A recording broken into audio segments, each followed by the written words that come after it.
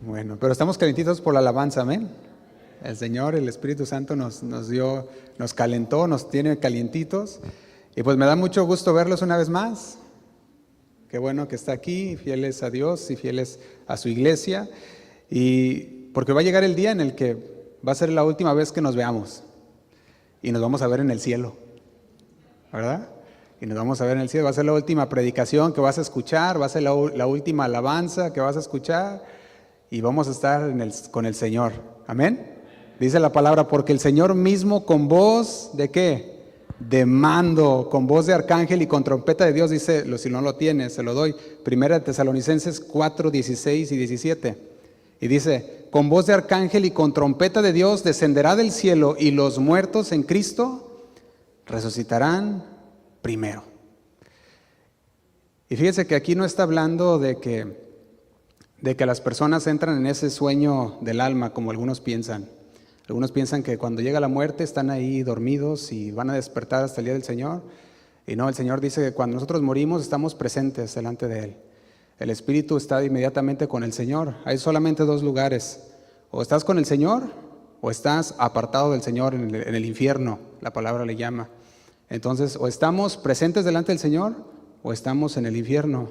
Y esto es lo que pasa cuando nosotros morimos. Así que el sueño del alma, eso no es bíblico. De hecho, la palabra lo dice, el apóstol Pablo lo dice a los Corintios, que él prefiere estar ausente en el cuerpo para estar presente delante del Señor.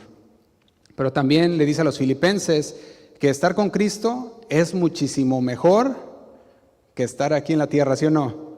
Así que le dice, yo prefiero pues estar con el Señor. En Lucas 23, 43, no lo tiene que buscar, nomás allá anótelo. También dice, habla de aquel ladrón en la cruz, ¿recuerdan? Que el Señor le dijo, hoy estarás conmigo, ¿en dónde? En el paraíso. No le dijo, ya cuando regrese te resucitaré y estarás conmigo, sino le dijo, hoy mismo estarás conmigo en el paraíso. Así que una vez muerto, estamos delante del Señor. Así que va a llegar un día en el que va a ser la última predicación que escuchaste, el último mensaje, ya sea porque el Señor te llamó o porque estamos con el Señor y nos vamos a ver allá en el cielo, amén. ¿No le da gracias a Dios por eso? Gloria a Dios. Dice el versículo 17 ahí mismo, en Primera de Tesalonicenses, capítulo 4, versículo 17, dice así.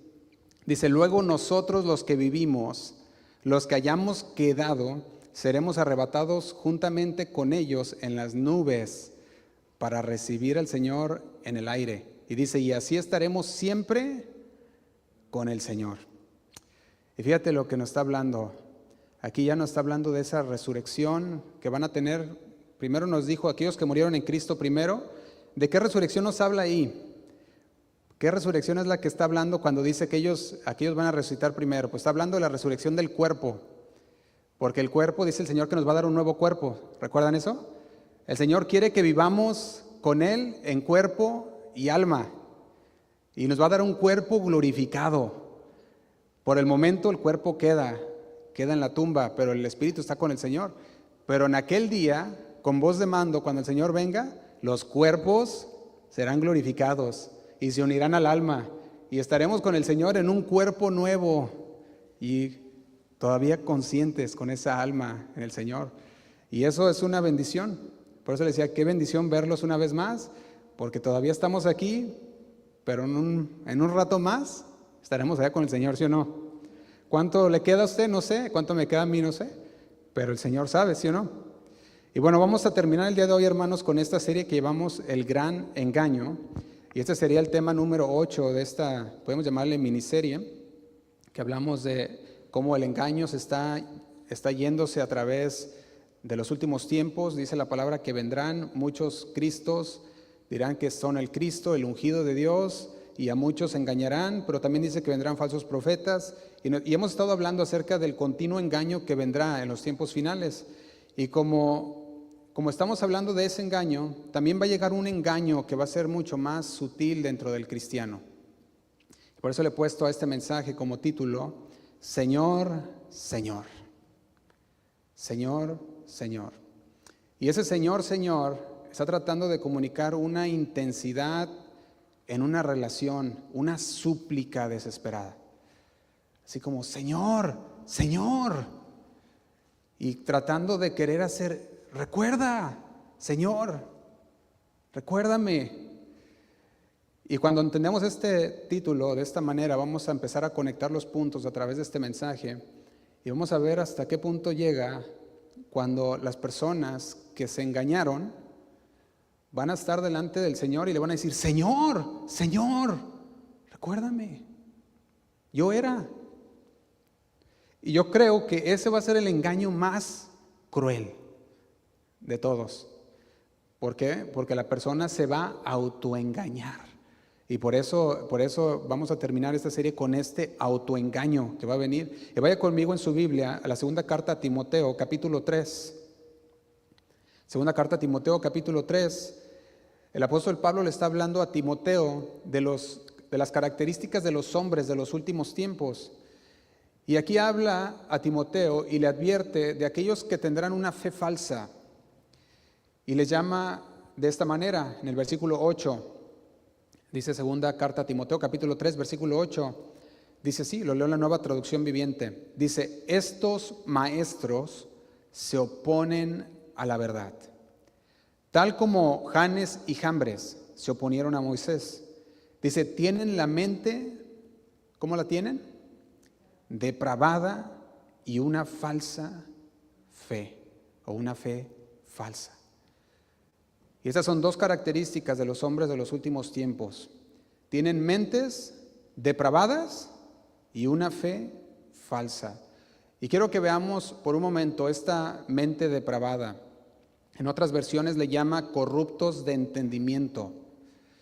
Y la causa que lleva a esto, está hablando de que son reprobados en cuanto a la fe.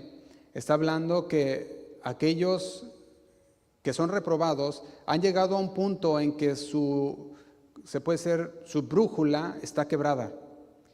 Entonces, cuando tú miras una brújula que está quebrada, pues sigue apuntando, pero ya no apunta para el norte, que apunta para donde quiere. Y eso está hablando aquellos que están reprobados, que la brújula se les ha quebrado y ya no apunta para el Señor. De hecho, la frase griega se utiliza también de esta manera, es el verbo que es no sé si lo diga bien, pero se lo voy a tratar de decir, catapteiro. Así escribe muy largo, pero se puede pronunciar así, catapteiro. Y no es solo, está hablando de un error, sino que está hablando algo que se ha completamente perdido o que se ha descompuesto. Por eso decíamos la semana pasada una pudredumbre, algo que se descompuso, que se está pudriendo. Y esta frase en el griego no es solamente una mancha o un error leve, sino que está hablando como una fruta que se ha echado a perder, pero que no se echó a perder de afuera. Porque cuando tú miras una fruta de afuera echada a perder, pues la evitas y dices, no está, ya está echada a perder, y la tiras. Pero cuando una fruta está echada a perder desde adentro, que no se mira de afuera, y le pegas la mordida y empiezan a moverse ahí algunas criaturas que estaban saliendo y dices, estaba podrida esta fruta y no la viste desde afuera, pero por dentro estaba mal. De ese tipo es lo que está hablando que se corrompió, está corrupto el entendimiento. Y aquí se está refiriendo a la mente, a la capacidad de razonar, a la capacidad de percibir lo moral que está podrido, de tal modo que ya no puede razonar bien, no puede pensar bien, su mente está corrompida. Y la persona que está así, el Señor no le llama que es una persona tonta, sino al revés, puede tener educación, puede ser muy inteligente, puede ser muy intelectual, sin embargo, hay algo podrido dentro. Y cuando tú miras esto que está hablando aquí, mentes podridas, está diciendo, por más que tú quieras poner la verdad de Dios en su mente, cuando entra en su mente la pasan por el agua sucia. ¿Y qué es lo que sale? Pura suciedad. Qué feo, ¿no? Eso es lo que está hablando aquí.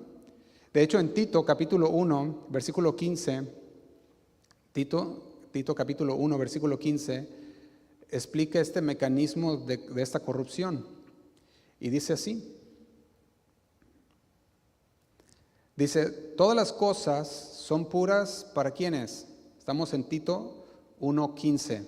Dice, todas las cosas son puras para los puros, mas para los corrompidos e incrédulos nada les es puro, pues hasta su mente y su conciencia están corrompidas. Podemos verlo de esta manera. Su manera de pensar, su procesamiento en la mente está tan sucia que todo lo que entra en esa mente ensucia. Y son esas personas que han corrompido su entendimiento, su mente. La Nueva Traducción Viviente lo dice así: todo es puro para los de corazón puro. Dice, en cambio, para los corruptos e incrédulos nada es puro, porque tienen la mente y la conciencia corrompidas, podridas. Su mente está tan sucia que todo lo que entra por ella lo ensucia. ¿Y sabe qué lleva esto? Lo lleva a una falsa fe. Dice creer. Y la palabra griega para reprobados en cuanto a la fe es adóquimos. Y adóquimos está hablando que es una persona que la han puesto a prueba, que ha pasado por la prueba de la fe. Sin embargo, es adóquimos. No tiene valor esa fe. Y quiero que veamos esta palabra también, porque habla de dos cosas. Habla de una mente corrompida, pero también habla de una persona que tiene una fe reprobada, una fe falsa. Y esto es parte de los últimos tiempos, de la mente de los hombres de los últimos tiempos. Adóquimos está hablando una fe sin valor, que cuando el Señor la pone en la balanza, dice, esta es falsa, esta no es fe. Y el origen de esta palabra en la antigüedad viene también de un vocablo que habla de la prueba del metal. Por ejemplo, cuando alguien traía una moneda de oro o de plata y la traía aquel hombre que conoce los metales y la pone a prueba y dice, a ver, vamos a probar esta moneda, a ver si es de oro o de plata, y la pone a prueba. Y cuando empieza a ver todo lo que tenía esa moneda, empieza a ver que tiene demasiada mezcla de escoria, mezcla de metales, que dice, no, esto es adóquimos, no tiene valor, toma, llévate tu moneda. Significa descalificado, reprobado, no pasó la prueba, no tiene valor. ¿Te imaginas? Eso es la mente de los hombres de los últimos tiempos. Dice, corrompidos en cuanto a su entendimiento, una mente corrompida, podrida, pero también dice una fe reprobada. Una fe que cuando la pusieron a prueba, el Señor dijo, esto no tiene valor alguno. Y una mente reprobada no es una mente vacía, sino que es una mente que ha perdido su función. Una mente reprobada ha perdido la capacidad moral de discernir la verdad de Dios, ha perdido su utilidad. Es inútil para los propósitos del reino de Dios. Eso es lo que es una mente reprobada. Y nos da un ejemplo la palabra de Dios, y nos dio a Janes y a Jambres.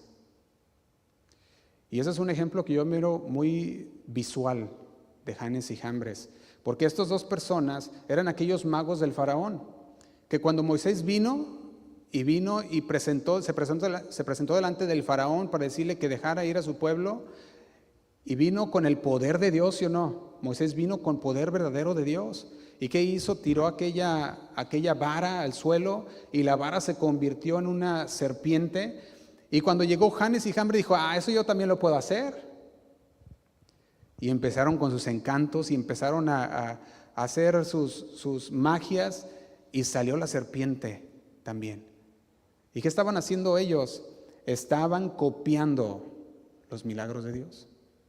Cuando Moisés tira la vara, se hizo serpiente, ellos hicieron lo mismo con trucos. Y la mente reprobada a menudo parece verdad. La mente reprobada a veces se autoengaña y piensa que está en la verdad. Tiene un disfraz religioso, apariencia de piedad, pero su propósito es resistir la verdadera autoridad de Dios, como aquellos Janes y Jambres. El Señor venía con autoridad. Le había dado autoridad a Moisés, ¿sí o no? Y llegó Moisés con la autoridad divina de Dios. Pero ellos dijeron, no. Y se rebelaron contra la autoridad de Dios. no luchan contra el cristiano, sino que falsifican lo que hace Dios. Y eso es bien importante, porque eso es lo que estamos viendo el día de hoy. El día de hoy estamos viendo no gente que está peleando con espada y está luchando contra los cristianos, sino que son los mismos cristianos o llamados cristianos, entre comillas, que son los que están copiando y rehusándose a obedecer la autoridad de Dios. Y no luchan contra el cristiano desde afuera, sino que falsifican desde adentro. Y si usted lo mira según el contexto de Romanos 1, donde Pablo también usa este concepto, y esta donde estamos ahorita, segunda carta a Timoteo capítulo 3, una persona no nace con mente reprobada, sino que llega a ella a través de un proceso. Cuando estamos hablando de una persona con mente reprobada, es una persona que conoce la verdad, tiene acceso a la verdad, tiene la palabra de Dios. Sin embargo, resisten a la verdad voluntariamente. Tengo la verdad, sí, pero no la quiero.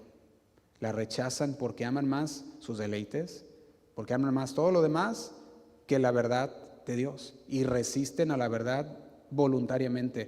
Por eso una persona reprobada en la fe es una persona que ha conocido la verdad, que resiste a la verdad voluntariamente, y lo que hace el Señor es lo entrega. Dice, ¿quieres rehusarte? Te entrega ¿a qué? A tus pasiones y tus deseos. Como diría un padre a su hijo, pues bueno, pues haz lo que quieras. ¿Quieres eso? Haz lo que quieras. Y lo entrega a sus propios deseos. Y lo que para nosotros es obviamente pecado, para aquellos que están en obediencia a Dios, para ellos es libertad y para ellos es derecho. Ellos no le llaman obediencia a Dios, ellos llaman, yo soy libre, tú no. Yo tengo mis derechos. Y una mente reprobada, según segunda carta a Timoteo capítulo 3, versículo 8, es aquella que ha quedado cauterizada por rechazar la verdad repetidamente. Viene la verdad y tocó el corazón, pero la rechazaron.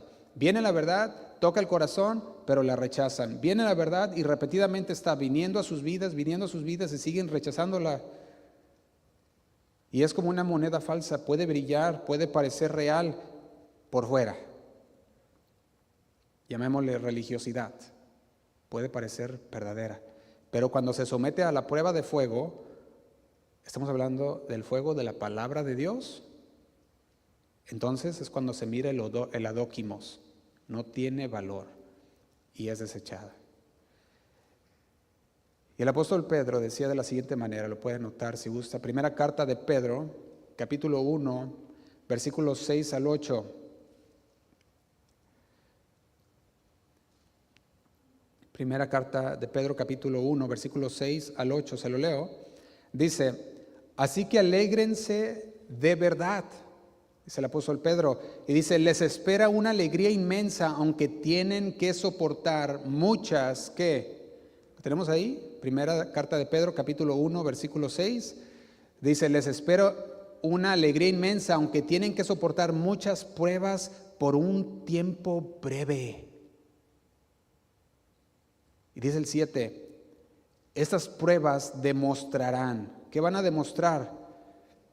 Que su fe es auténtica, dice el versículo 7. Estamos en primera de Pedro capítulo 1, versículo 7. Estas pruebas demostrarán que su fe es auténtica. Está siendo probada de la misma manera que el fuego prueba y purifica el oro. Y dice, aunque la fe de ustedes es mucho más preciosa que el mismo oro, entonces su fe, al permanecer firme en tantas pruebas, les traerá mucha alabanza, gloria y honra en el día que Jesucristo sea revelado a todo el mundo. Y yo quiero enfatizar este versículo 6. Dice, aunque tienen que soportar muchas pruebas por un tiempo breve. Cuando soportamos las pruebas, dice el versículo 7, estas pruebas demostrarán que tu fe es auténtica. ¿Quieres que tu fe sea auténtica? ¿Quieres saber si tu fe es auténtica? Pues vas a ser sometido a prueba. Y la prueba no va a ser fácil. La prueba va a doler, va a ser difícil, no va a ser nada fácil, pero es necesaria. ¿Para qué? Para saber que tu fe es auténtica, para saber que eres aprobado y no reprobado.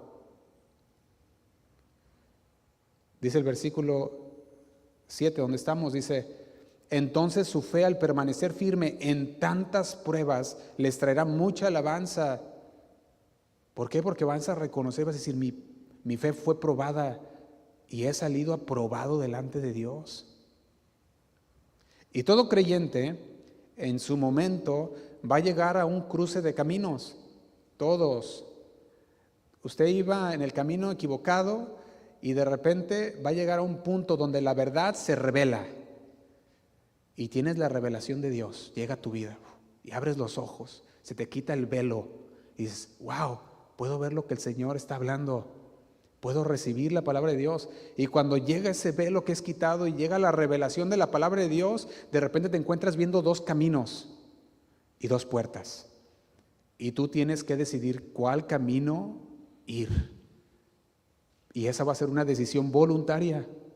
Nadie puede decidir por ti.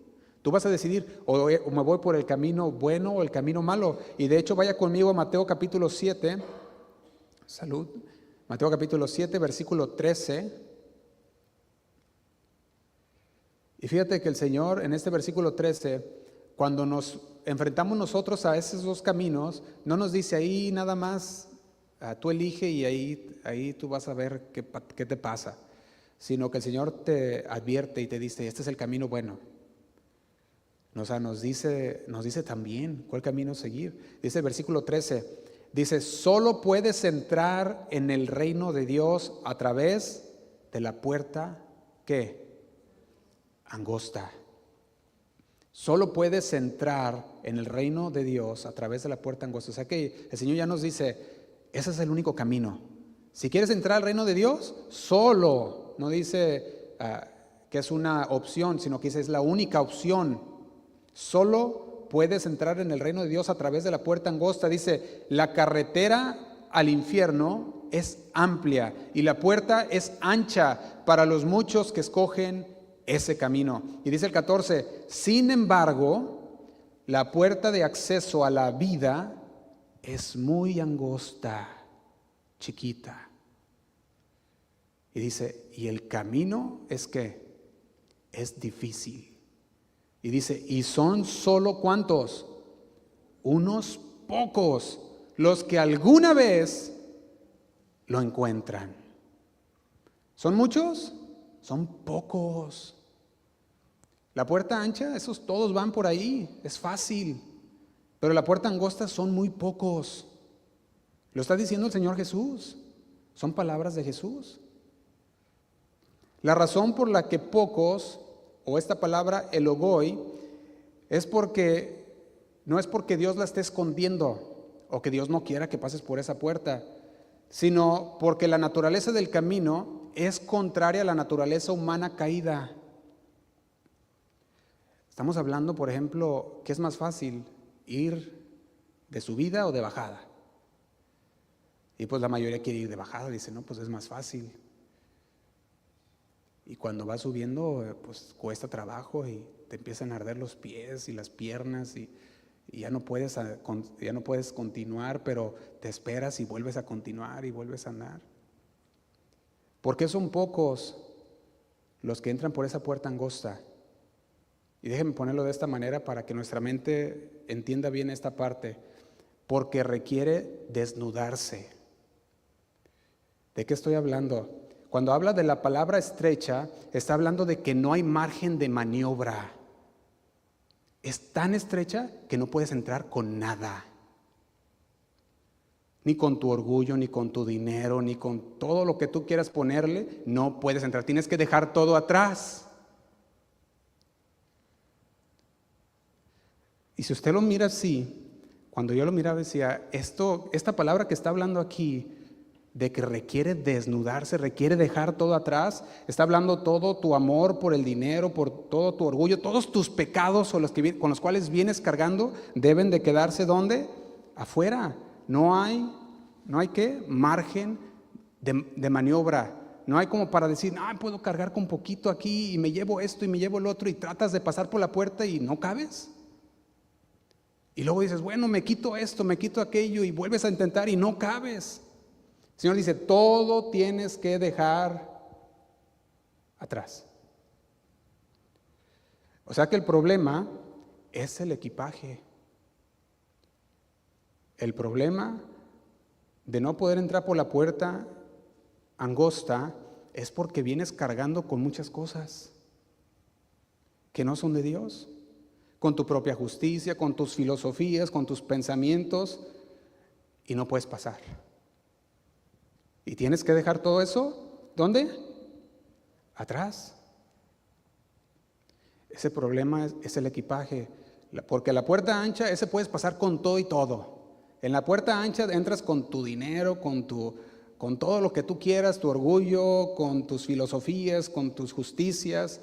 Puedes entrar ahí por la puerta ancha, pero por la puerta angosta dice, nada de eso entra, todo tiene que estar atrás. Y si todavía te preguntas, ¿por qué pocos? ¿Por qué el Señor dice que pocos son los que lo encuentran? Y es porque la mayoría de las personas quiere a Jesús más sus pecados. La mayoría de las personas quiere a Jesús más su reputación. Quiere a Jesús, pero no están dispuestos a entrar solos sin nada. No están dispuestos. Y cuando habla del camino angosto, porque está hablando de la puerta angosta, pero también habla que hay un camino angosto. Cuando habla del camino angosto o la senda angosta, como dicen otras versiones, si desglosamos esta palabra aquí, cuando se traduce esta palabra del griego, significa que es un camino bajo presión. De hecho, también se le puede decir presurizado. O sea, que hay mucha presión en ese camino, como algo que está siendo aplastado, comprimido, presurizado. Es un camino que no está pavimentado, es un camino que no es cómodo, es un sendero escarpado, es un sendero comprimido entre rocas, es un sendero donde hay presión, donde hay dificultad, donde no es fácil. Y el cristianismo bíblico promete aflicción, pero también promete paz en la aflicción. Ese es el cristianismo bíblico. Dice, vas a tener aflicción, Señor, pero confiad. ¿Qué dice el Señor? He vencido al mundo. Y tenemos paz en el Señor. El camino es difícil. ¿Tiene aflicciones? Sí. Es un camino que dijimos no va a ser fácil. Pero el Señor nos dice, aún así, en la dificultad, yo te doy paz. En medio de la dificultad. Y por eso es cuando dicen muchos, oye, pero ¿cómo está eso? Si yo veo que se le está batallando y con su familiar, con su esposo, con su esposa, con sus hijos, con lo que tú quieras, y dice, yo veo que está batallando tanto, ¿cómo le hace? Bueno, pues la paz viene ¿de quién? De Dios, ¿sí o no? Mateo 10:34 dice así, se lo leo en las palabras del Señor. Dice Mateo capítulo 10, versículo 34, dice, no crean, dice el Señor, que vine a traer paz a la tierra. No vine a traer paz, sino espada. Y dice el 35, he venido a poner a un hombre contra su padre, a una hija contra su madre, a una nuera contra su suegra. Y dice el 36, sus enemigos estarán dentro, ¿dónde? De su propia casa. El Señor nos dice, los enemigos van a estar dentro de tu propia casa. Y fíjense que la mayoría busca una religión o busca al Señor de una manera se puede decir terapéutica, que busca un Señor que le va a calmar todo, que le haga sentir bien. Eso busca la mayoría, una religión terapéutica. Yo quiero que me haga sentir bien, y si no me hace sentir bien, no, entonces esa no debe de ser la verdadera. Pocos están dispuestos a caminar bajo la presión. Pocos están dispuestos a caminar en la santidad y en la persecución que vendrá de este mundo. Pocos. Por eso dice que pocos son los que entran. Pocos son los que caminan ese camino. No todos. Porque es más fácil ir con la corriente que en contra de la corriente. Es mucho más fácil. ¿Por qué pocos?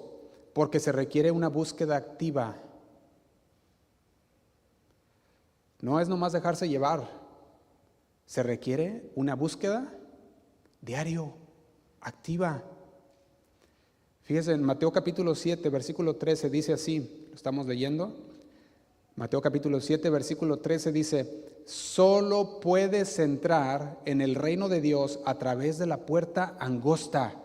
La carretera al infierno es amplia y la puerta es ancha para los muchos que escogen ese camino. Dice el 14: sin embargo, la puerta de acceso a la vida es muy angosta, dice Mateo 7:14, y el camino es difícil y son solo unos pocos los que alguna vez lo encuentran. Está diciendo, son pocos porque se requiere una búsqueda activa, porque está diciendo la palabra, lo encuentran. Y no puedes encontrar nada que no estés buscando. Debes estar buscando algo. Porque si no lo estás buscando, te pasa por enfrente y ni lo viste. Ni siquiera, no lo estás buscando. Pero cuando estás buscando algo, andas en una búsqueda activa. Para la perdición, muchos entran ahí. Casi así por inercia, o sea, ya se dejan llevar y dicen, no, van directos a la perdición. Se dejan llevar por la corriente. Para la vida son pocos los que la hallan. Y aquí dijimos, la clave está en la palabra hallar o encontrar. Implica que se estuvo buscando. Nadie entra al cielo por accidente. Usted tiene que buscar, requiere intencionalidad. Hambre de la verdad, requiere esfuerzo. Y si no, vea lo que dice Lucas capítulo 13, versículo 24. Lucas capítulo 13, versículo 24. Vamos a leerlo desde el 23, donde se le hace una pregunta al Señor. Y dice el versículo 23 así, Lucas 13, 23, dice, alguien le preguntó, Señor, ¿solo unos pocos se salvarán? Si lo tenemos ahí en la pantalla, Lucas 13, 23, perdón. Alguien le preguntó, Señor, ¿solo unos pocos se salvarán? Y fíjate lo que le contestó el Señor, dice el 24, esfuércense. ¿Qué tenemos que hacer? Esforzarnos por entrar por la puerta angosta del reino de Dios. ¿Por qué? Dice, porque muchos tratarán de entrar, pero fracasarán. Y dice el 25 dice, cuando el Señor de la casa haya cerrado la puerta, ¿qué va a hacer? Será demasiado tarde. Ustedes quedarán fuera llamando y rogando, Señor, ábrenos la puerta. Pero Él contestará, no los conozco, ni sé de dónde vienen. Dice el 26, entonces ustedes dirán, pero comimos y bebimos contigo y enseñaste en nuestras calles. Dice el 27, entonces Él responderá, les digo que no sé quiénes son ni de dónde vienen. ¿Y cuál es la respuesta del Señor? Dice, aléjense de mí. Dice, todos ustedes que hacen maldad. Dice el 28, habrá llanto y rechinar de dientes, porque verán a Abraham y a Isaac y a Jacob junto con todos los profetas en el reino de Dios, pero ustedes serán echados fuera. Y dice el 29, y vendrán personas de todas partes del mundo, del oriente y del occidente, del norte y del sur, para ocupar sus lugares en el reino de Dios. Y dice el 30, Y tomen en cuenta lo siguiente, dice el Señor Jesús, dice, algunos que ahora parecen menos importantes, en ese día serán los más importantes, y algunos que ahora son los más importantes, en ese día serán los menos importantes. Y se sigue diciendo, pero ¿por qué pocos son los que entran? La mayoría de las personas son espiritualmente pasivas. Por eso son pocos los que entran, porque la mayoría de los que se dicen llamar cristianos son espiritualmente pasivos. Prefieren la mentira cómoda que una verdad exigente. Dicen, no, yo con mi comodidad. Y no quieren pasar por esa puerta. ¿Y quién es la puerta? Jesús. Lo puede leer en Juan 10:9. Juan 10:9 dice, yo soy la puerta. Está hablando Jesús. Juan 10:9 dice, yo soy la puerta. Los que entran a través de mí serán salvos.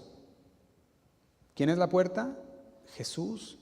Y los que entran a través de él serán salvos. Dice, entrarán y saldrán libremente y encontrarán buenos pastos. Juan 10:9.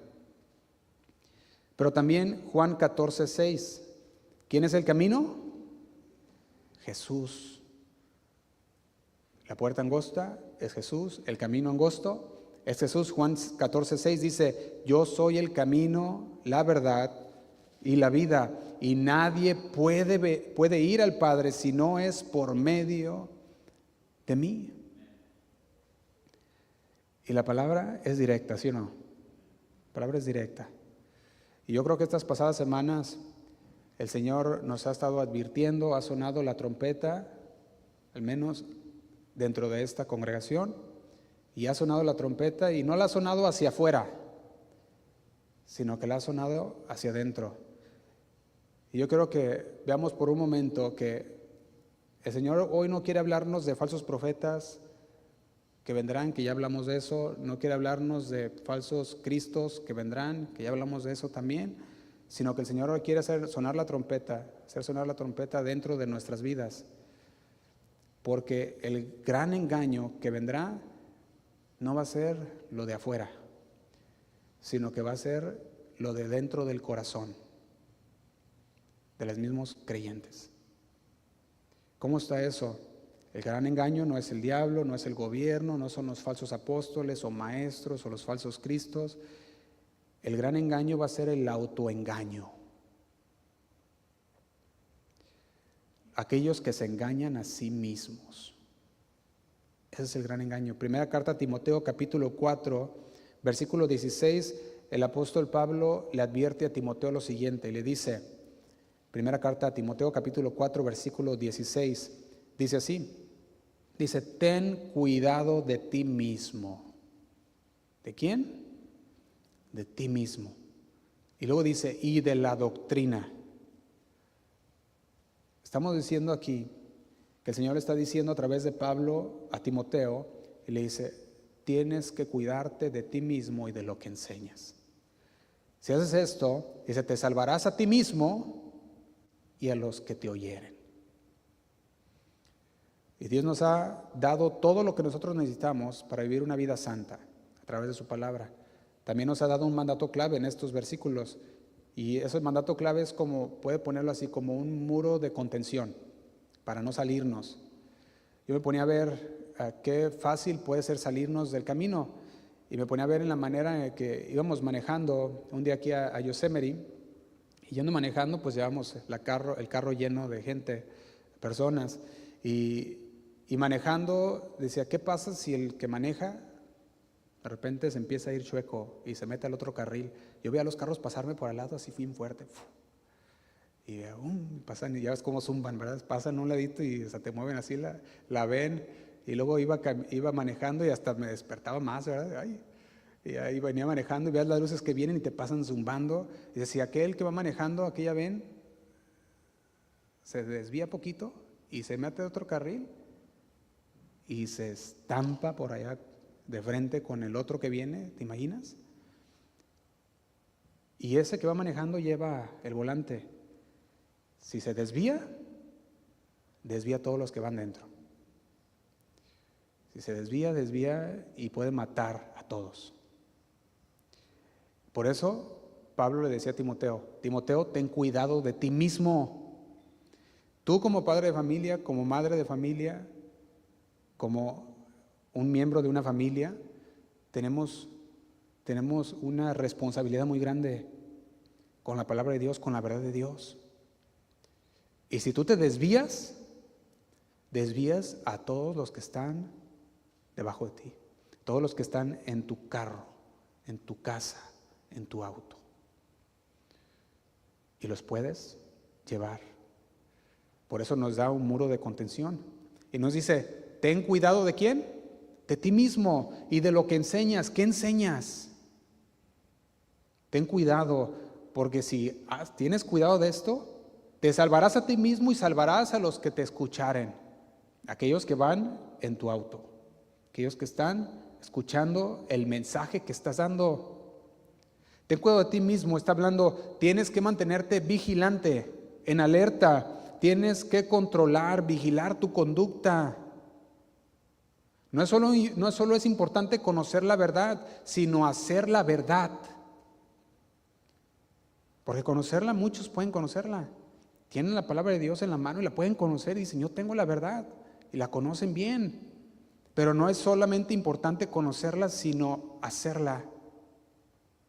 No solo es importante predicar la verdad, sino vivir la verdad. Y dice, persistid en ella. Y cuando persistes en la verdad, haciendo esto, te salvarás a ti mismo y salvarás a los que te escuchan, a los que te oyeren. Por eso tu peor enemigo no es Satanás, ni el gobierno, ni los falsos apóstoles que vendrán, ni los maestros, ni los falsos pastores, sino tu peor enemigo eres tú mismo, porque tienes la verdad de Dios. Y si te autoengañas, desvías tu auto. Tienes que cuidarte de ti mismo. Y Jesús nos advirtió en Mateo 24, versículo 9, dice así. Mateo 24, versículo 9, dice, vamos a leerlo desde el 10, versículo 10, dice, muchos, Mateo 24, 10, muchos se apartarán de mí. Apartarse quiere decir que estuvieron con Él, quiere decir que estuvieron caminando con Él, y se apartarán, está diciendo que se salieron de con el Señor. Se traicionarán unos a otros y se odiarán. Estamos hablando de los últimos tiempos, Mateo 24. Y dice el 11, aparecerán muchos falsos profetas y engañarán a mucha gente. Dice el 12, abundará el pecado por todas partes y el amor de muchos se enfriará. Pero luego dice el versículo 13, pero el que se mantenga firme, ¿hasta cuándo? Hasta el fin será salvo. Y aquí es donde llegamos al corazón de este mensaje, o podemos decir la parte más sobria, porque habrá muchos que creerán haberse mantenido firmes, que creerán haber llegado a la meta, y dicen, llegué a la meta, he acabado con mi fe bien, y de repente llegan delante del Señor,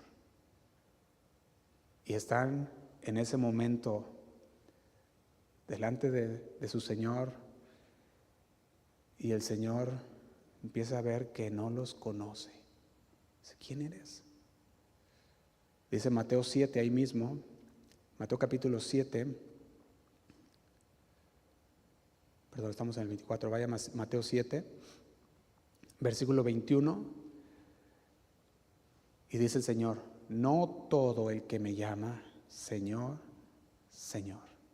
No todo el que me conoce, no todo el que dice que yo soy su Señor, no todo el que me llama Señor, Señor, entrará en el reino del cielo.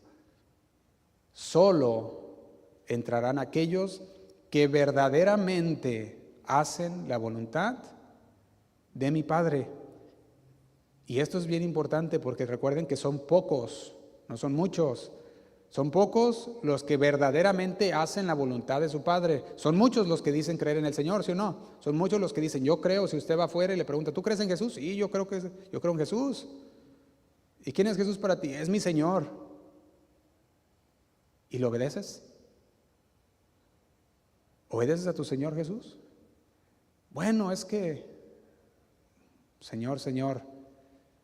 Y dice, solo entrarán aquellos que verdaderamente hacen la voluntad de mi Padre que está en el cielo. Y dice el 22, fíjate lo que dice el versículo 22, dice, el día, ¿qué día?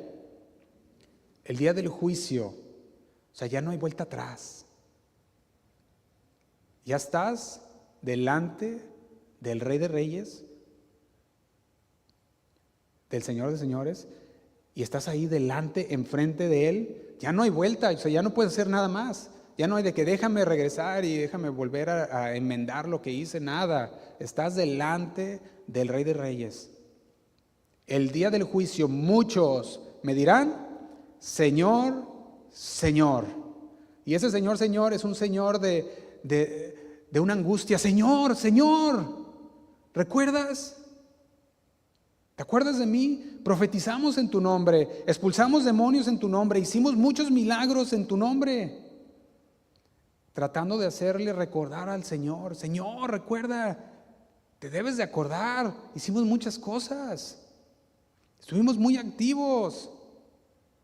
Dice el 23, dice, pero yo le responderé, nunca los conocí, aléjense de mí, ustedes que violan las leyes de Dios.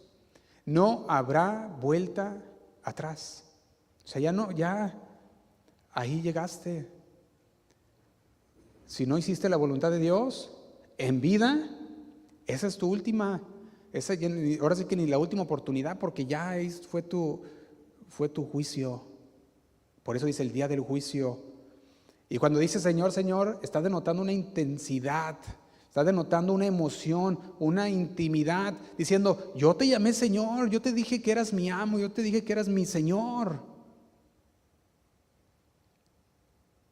Y el Señor les dice, no te conozco.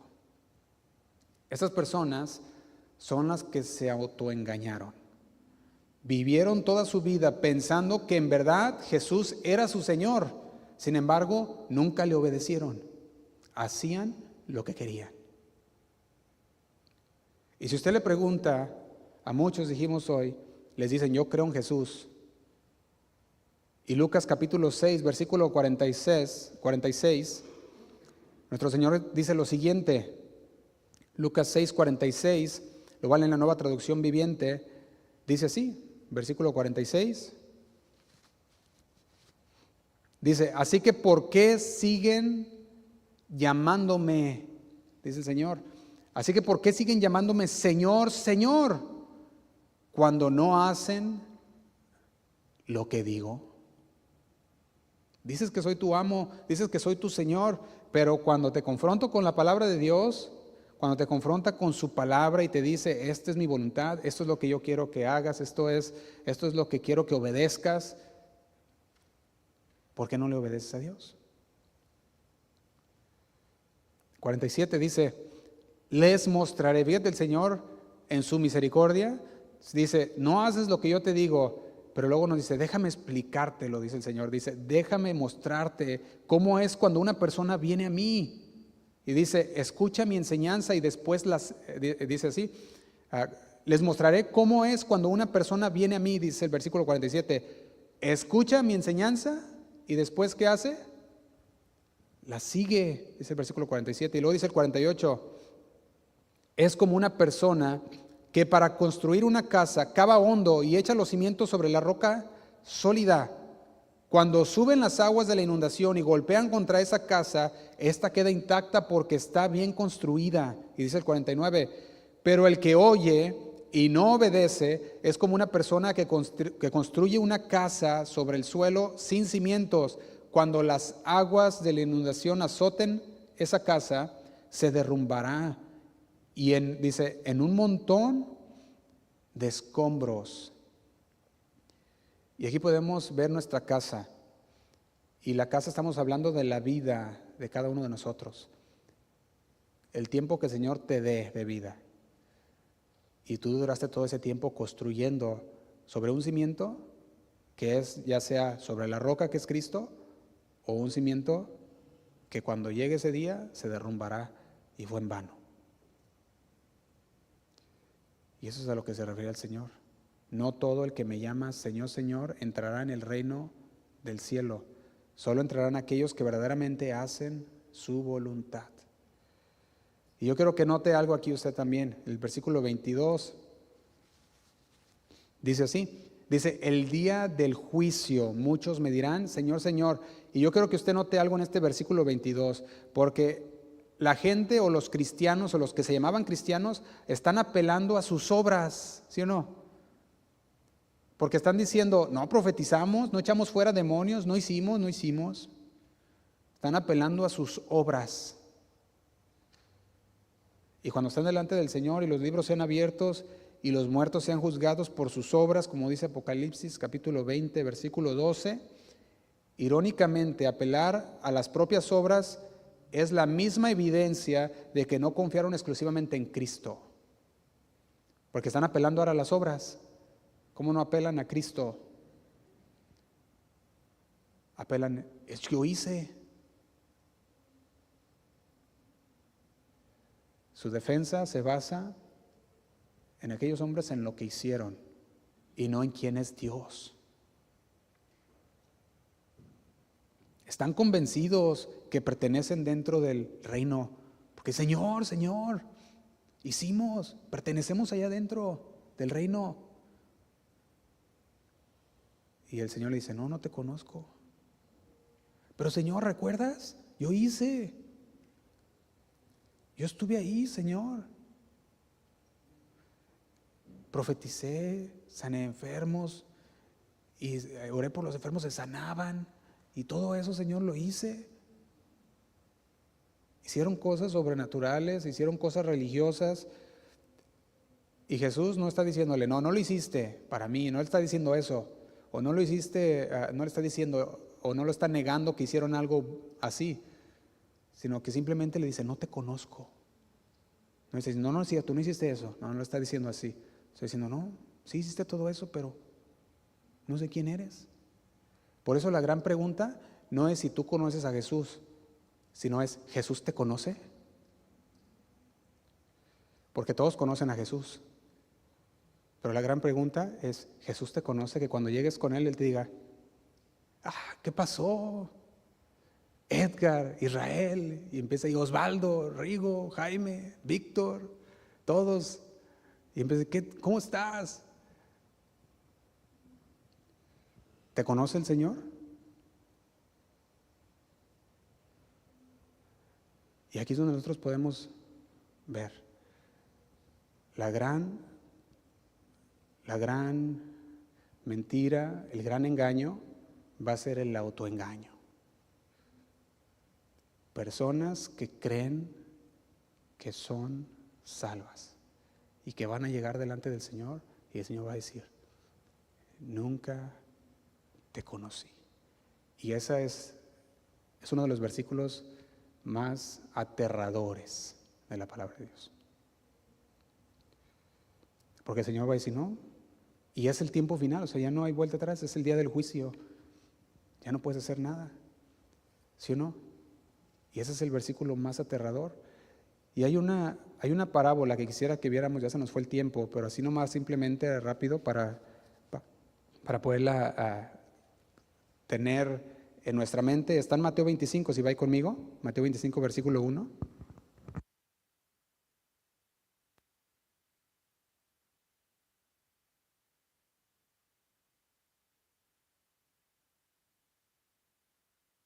Mateo 25, versículo 1.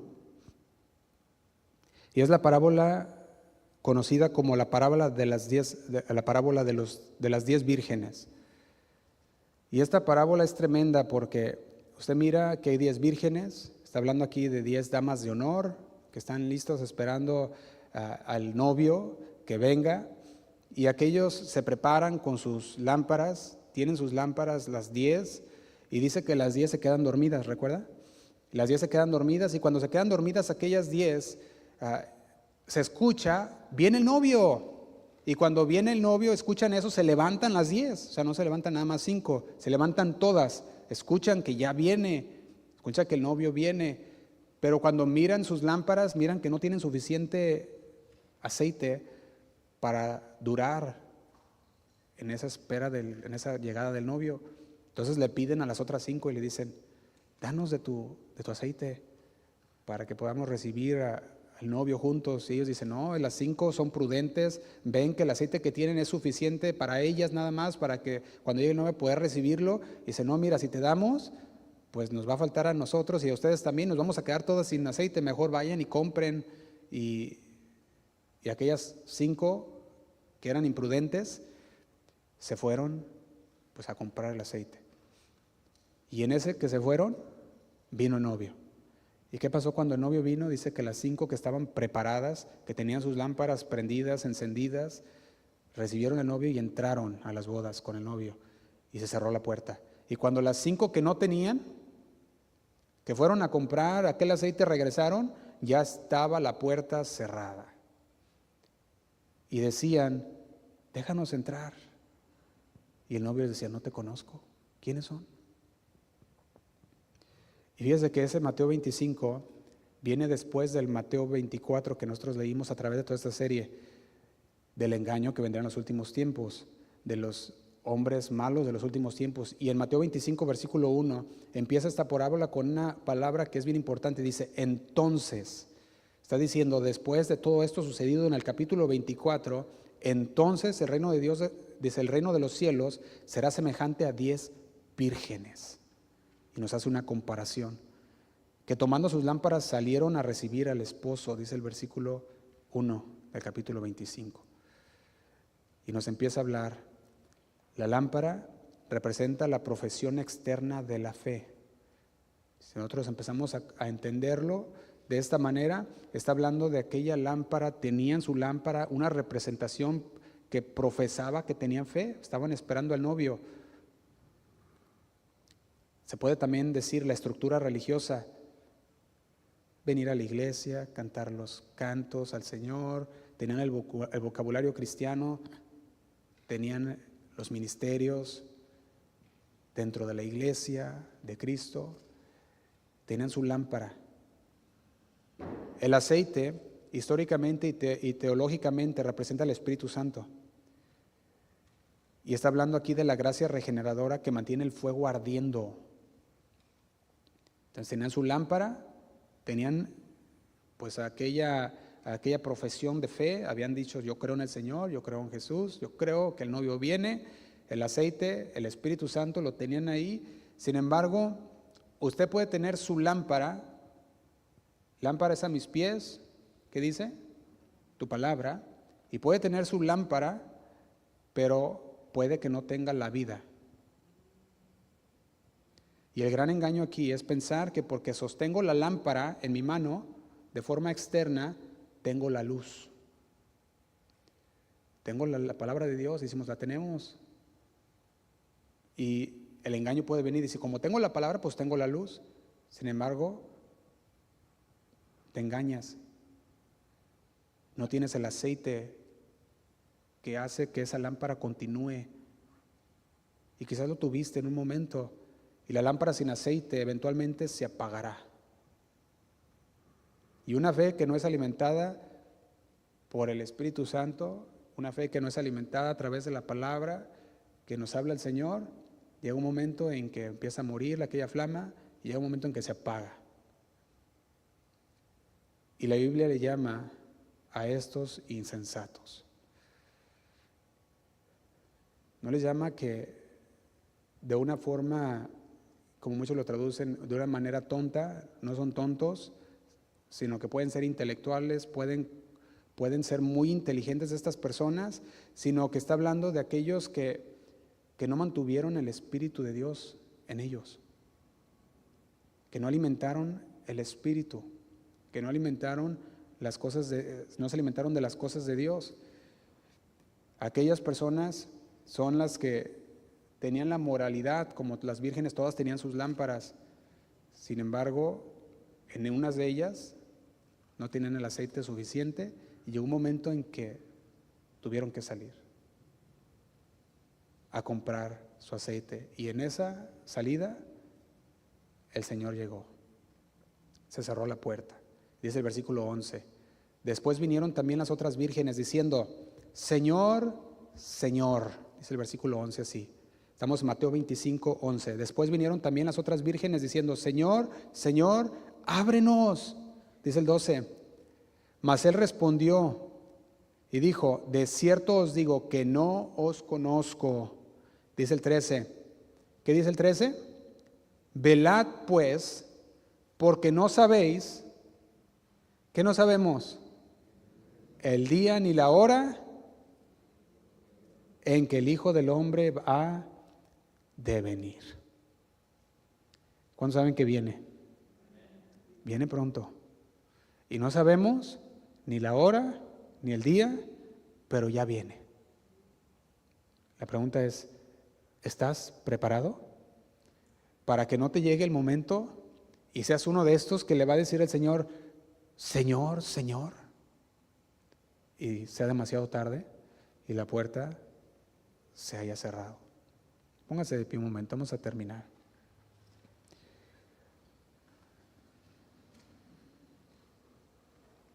Y olvídese un momento por todo lo demás que está allá afuera. Un momento, enfoquémonos en lo que la palabra ha dicho. Y la palabra del Señor ahora mismo nos está hablando. Y nos está diciendo, ¿eres conocido por Dios? ¿Tienes esa intimidad con Dios? ¿El Señor te conoce? ¿Tienes una comunión con el Señor tan fuerte que el Señor, cuando hablas con Él, el Señor te habla a través de su palabra y el Señor te corrige, te redarguye y el Señor te conoce?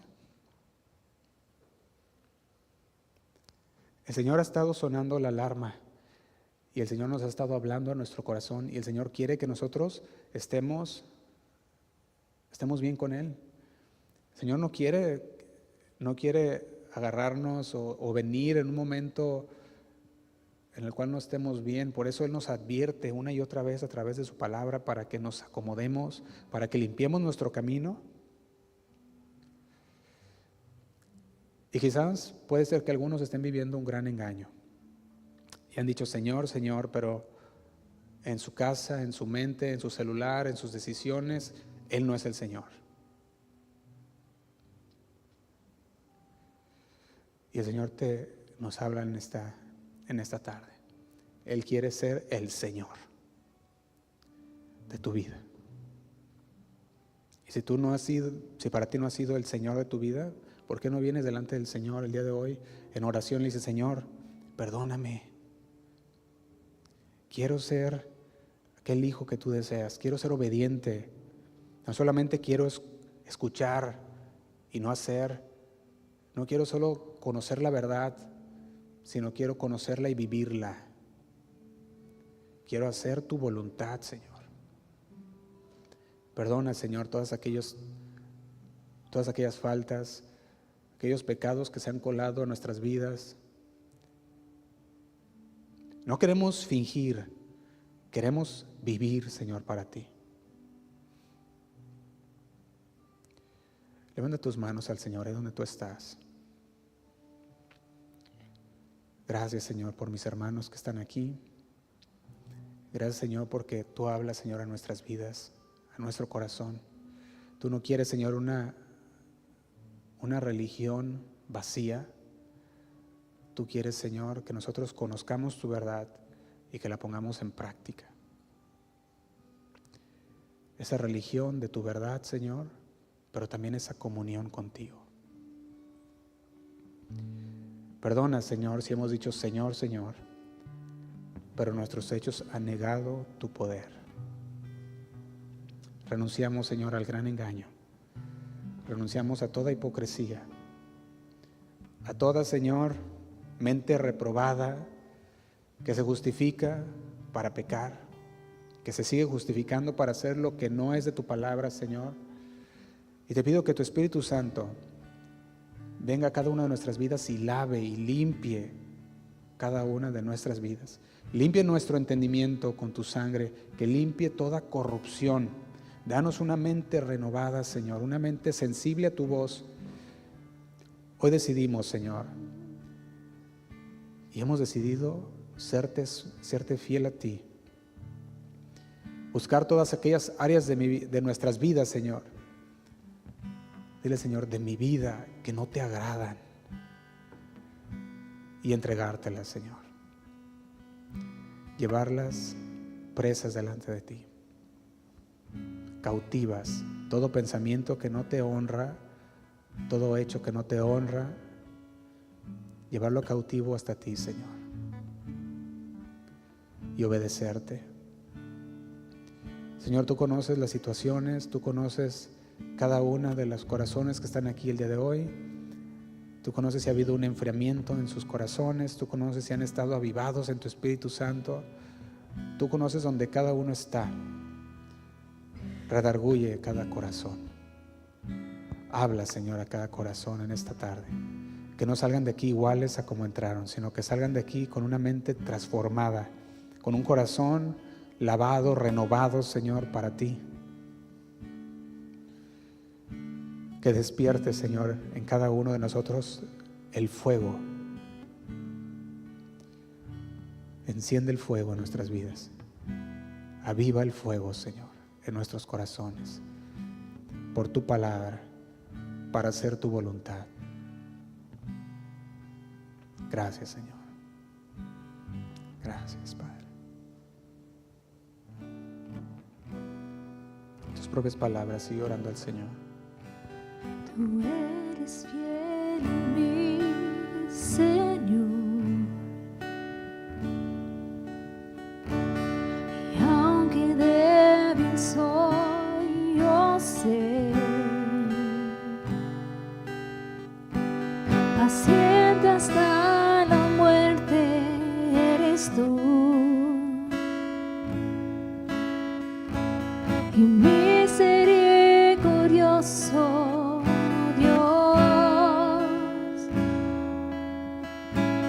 y aunque infiel yo soy, Señor, hoy me vuelvo a ti, mi Dios. Tu rostro buscaré de corazón. En el desierto estoy clamando a ti. Díselo a él, iglesia.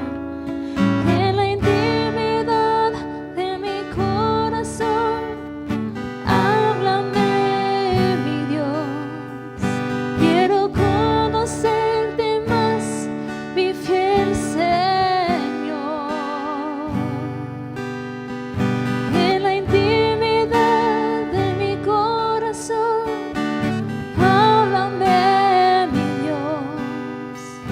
Quiero conocerte más, mi fiel Señor.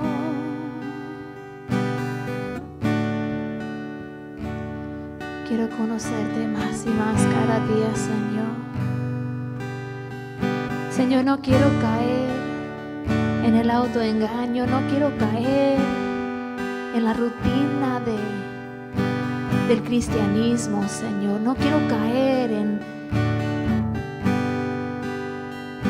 los puros actos, en la pura religiosidad, Señor, sino quiero caminar verdaderamente en tus sendas. Quiero estar sincero en mi relación contigo. Quiero que mi fe sea sincero y puro. Señor, tú eres mi Dios, y yo quiero seguir solamente a ti, mi Señor. Perdona mi infidelidad, perdona mis faltas, perdona cuando yo sea insincero, sino que quiero buscar tu rostro con todo el corazón en cada momento, Señor. Gracias por tu paciencia conmigo. Gracias por tu perdón y tu amor. Gracias por tu fidelidad, mi Dios.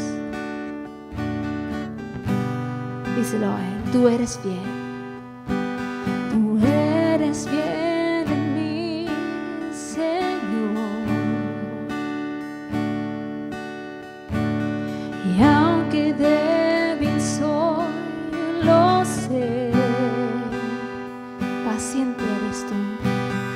paciente hasta la muerte eres tú. Y misericordioso Dios. Y aunque infiel yo soy, Señor, dile hoy, Señor, hoy me vuelvo a ti, mi Dios. Tu rostro buscaré de corazón. En el desierto estoy clamando a ti. Díselo. En la intimidad de mi corazón, háblame, mi Dios. Quiero conocerte más, mi fiel Señor. En la intimidad de mi corazón, háblame, mi Dios.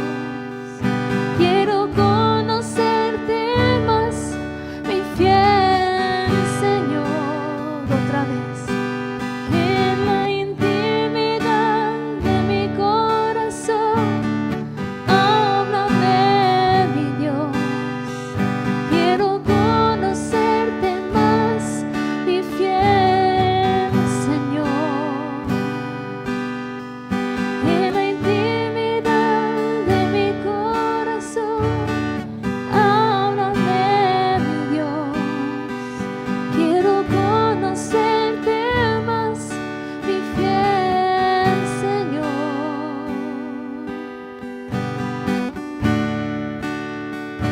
Obra en mi corazón, Señor. Yo quiero ser sincero contigo.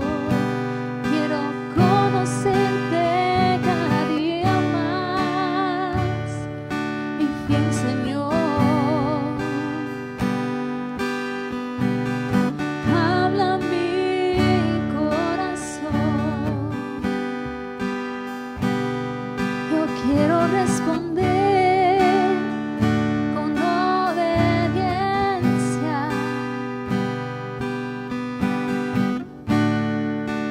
Quiero honrarte, Señor. No me dejes desviarme de tus caminos, Señor.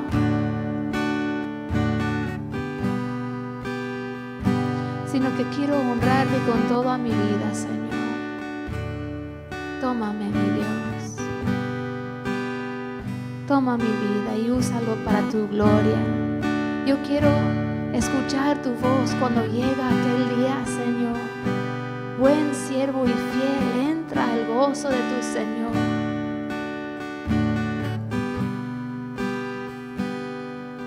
Gracias, mi Señor. Dale un fuerte aplauso al Señor. Gracias.